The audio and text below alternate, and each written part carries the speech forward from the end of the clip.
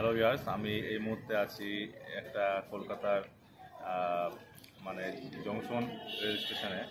তো আমি তোমাদের মধ্যে একটা আজ ভিডিও শেয়ার করব, সেটা হচ্ছে যে মান্থলি টিকিট কীভাবে চলো দেখে নেওয়া যাক।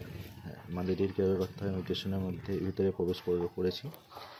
তো যেহেতু টিকিটটা আগে থেকে কেটে নিয়েছিলাম, তো টিকিটটা কাটতে গেলে তোমাকে টিকিট কাউন্টারে গিয়ে বলতে হবে যে আমি মান্থলি টিকিট কাটবো। তো যিনি টিকিট কাটবেন তিনি তোমার কাছ থেকে এক কপি ছবি এবং আধার কার্ডটা নেবেন। এই যে দেখতে পাচ্ছ, এটা হচ্ছে আমার মান্থলি টিকিট কার্ড। এটা আমি আজকে কাটলাম, যেহেতু আমি সব ডেলি আসা যাওয়া করি, সেই জন্য আমার মান্থলি 300 টাকা খরচা হয়ে যেত। আসা যাওয়া 10 টাকা নিয়ে মান্থলি 300 টাকা খরচা হয়ে যেত। সেই সূত্রে আমি মান্থলি টিকিটটা কেটে নিলাম, আমার 200 টাকা সেভ হবে।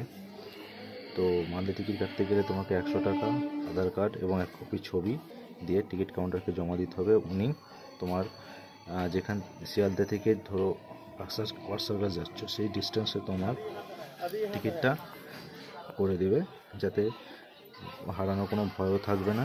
টিকিট ধরলে তুমি টিটি ধরলে সঙ্গে সঙ্গে দেখাতে পারবে। তো বন্ধুরা, কেমন লাগলো ভিডিওটা একটু জানাবে, এবং তুমি ভিডিওটা দেখে উপকৃত হলে নাকি সেটাও বলবে কমেন্টের মাধ্যমে। ধন্যবাদ।